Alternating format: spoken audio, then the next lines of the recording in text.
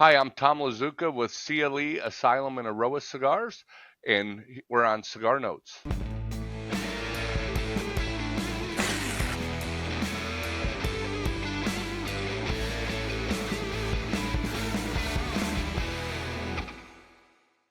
So I want to give you a little history about our company, Asylum, CLE, and Eiroa Cigars. We started in 2012. Previous to that, my business partner, Christian Eiroa, owned Camacho Cigars. He sold that in 2008 to Davidoff. And in 2012, me and Christian started this company. We we're known for the authentic Corojo cigars and growing that tobacco in Honduras. We have 700 acres in Honduras that we grow.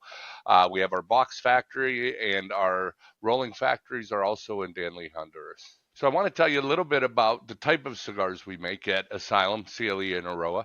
Asylum is kind of known for big ring gauge cigars. When we came out in 2012, we came out with the 770, a Nicaraguan blend that really kind of puts Asylum on the map. So we make everything at Asylum. We use a lot of Honduran tobacco also. We have a Connecticut, Corojo,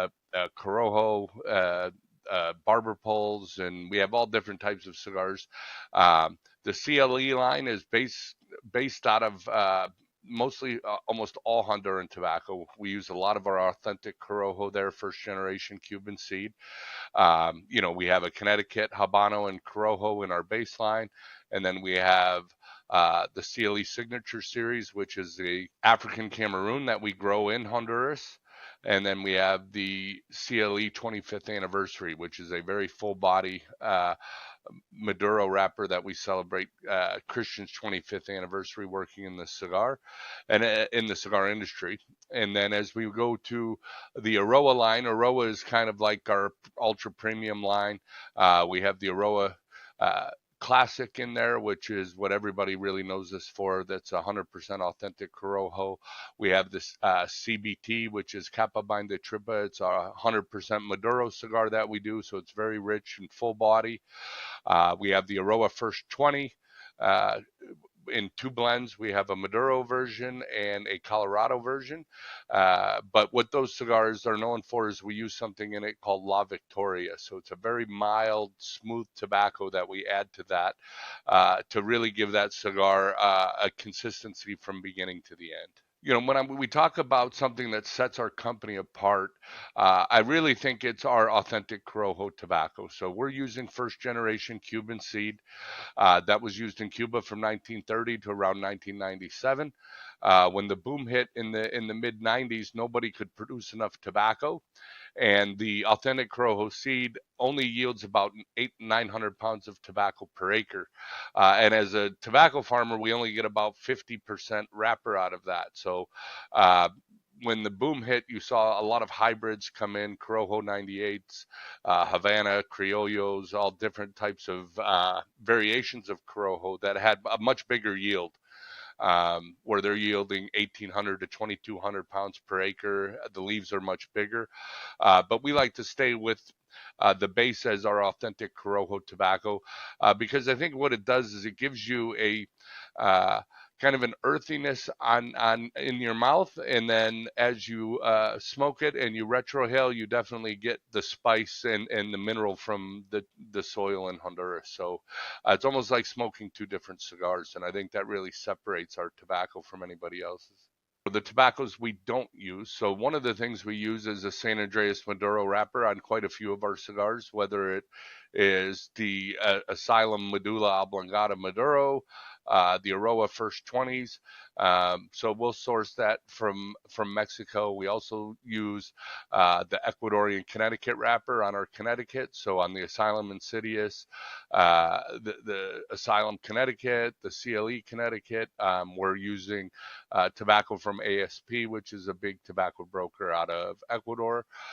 So we'll mix up those things. And then again, the process is basically we take about 3 years to use our own tobacco. So by the time it goes into the fields, it'll start in the seed beds.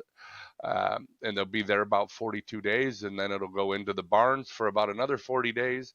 Then it'll go into sorting and fermentation, which, depending on the priming of the tobacco and what we're trying to do with that, it can be 18 months, 6 months to 18 months in a fermentation process.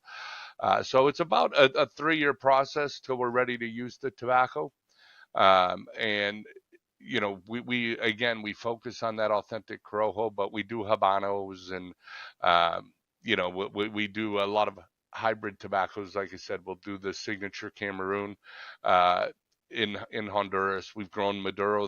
We've taken the San Andreas seed and grown it in Honduras. So there's a number of different sources, and we're always trying, something different. Doesn't always make it to an actual cigar that we put for sale in the marketplace, but there's a lot of experimentation that happens too.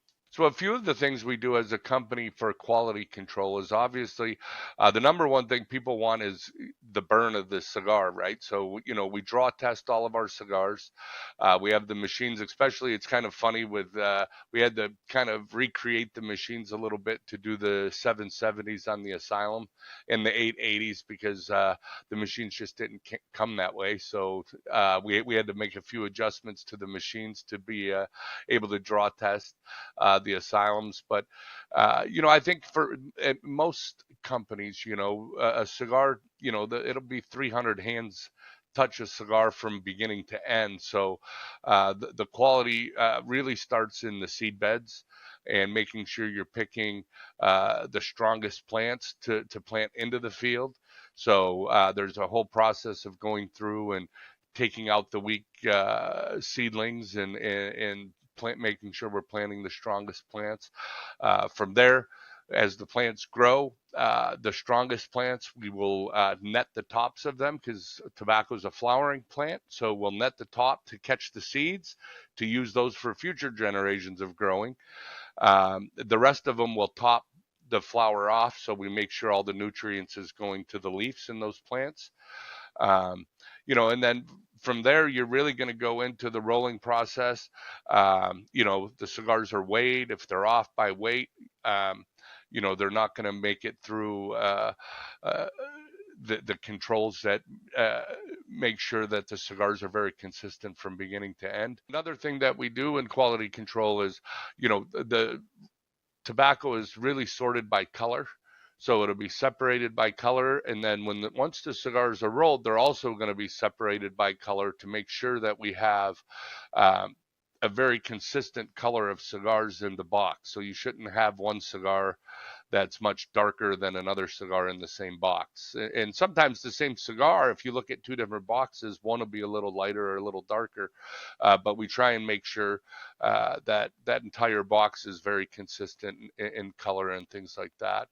And then also we'll make sure that we flash freeze our cigars to make sure the tobacco beetle larvae are killed in that process. So when they do get into the retail shop, if the humidity and the temperature is a little high in the store or in the humidor, you don't get the tobacco beetles hatching in that position. So those are a few of the things that we do to make sure we're controlling quality. If you're a beginner smoker, we have a couple products that I think would work very well for you.